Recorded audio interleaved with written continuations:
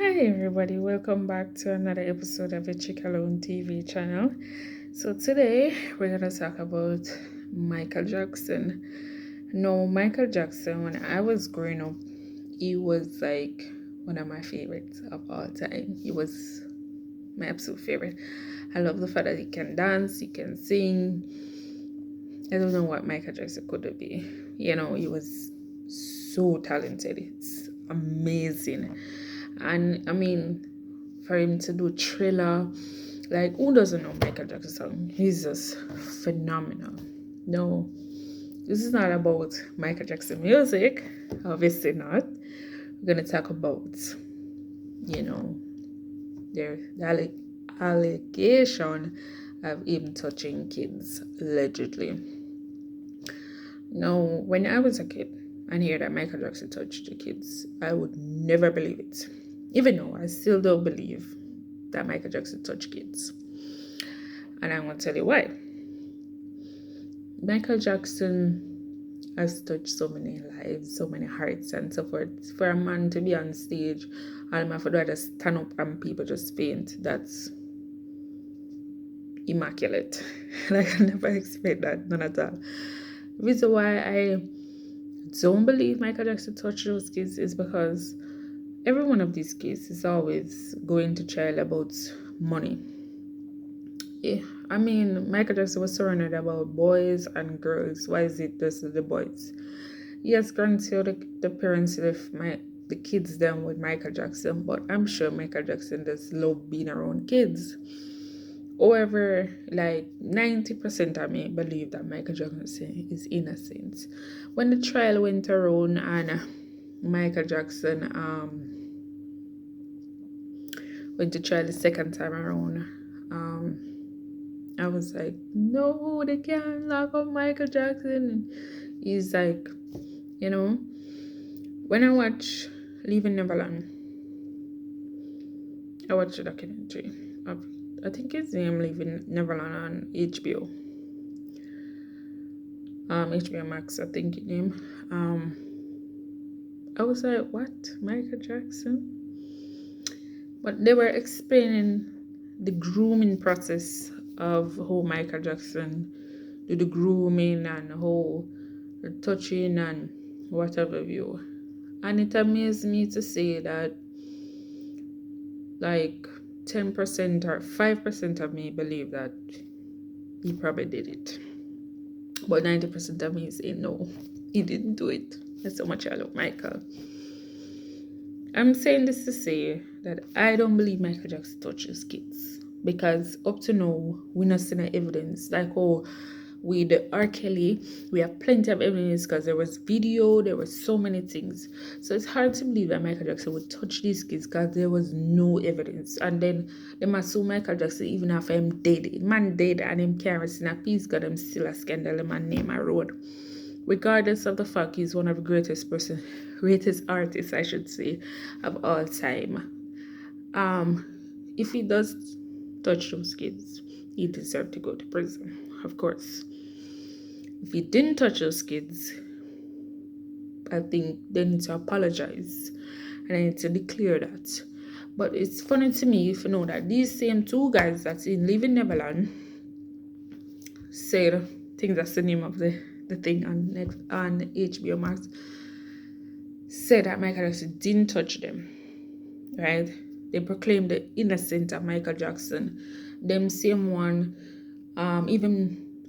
what's his name? The guy that did Home Alone. I don't want to spoil his name. He said that Michael Jackson never touched him or anything. So, like, they were the same one that said Michael Jackson touched you. So, how is it now that you're telling us that he touched you after I'm dead and gone and you sue him? So, how much you believe that he did this? And this is what I have to say on this topic now. I don't believe that he touched because there's no evidence. I haven't yet to see evidence, right? He has not been charged for any wrongdoing or anything, but they always say money can buy anything. And Michael Jackson came out and was he had some words to say about his record company Tony, the one that pronounced the man name incorrectly, but he was married to Mariah Carey. You know, he's the one that found Mariah Carey, launched her career and everything. So it's sad to see that Michael Jackson has gone, left us. His name will live on and he still remains the king of pop. And I hope to God that if Michael Jackson gave his life to God, I hope to God he gave his life to God before he passed away. And I pray that if he's guilty of these things, all those people that he affected, I pray that they get some comforts, and I pray that God be with them and protect them, and I pray that they come to be with the Lord in knowing him. If Michael Jackson didn't do these things, I still pray for these people that they will come to repentance and ask God for forgiveness for framing a man, an innocent man, if he is innocent of that. But for me, I believe he's innocent.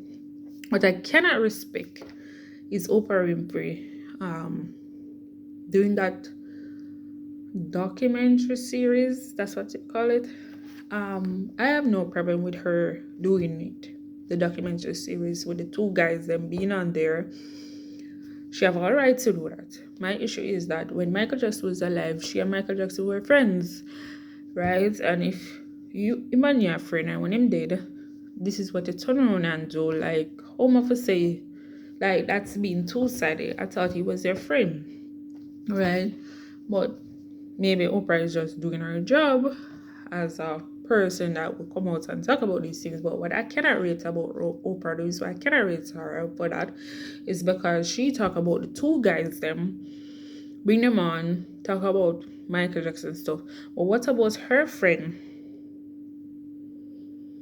Harvey Weinstein, the movie director, you know, doing what he did?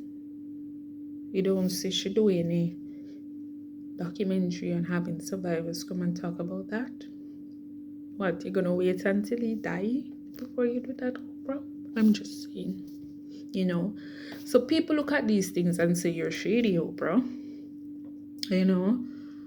And like, I just want to say that I hope Oprah knows the Lord, and I hope that, you know, she knows what she's doing and thing.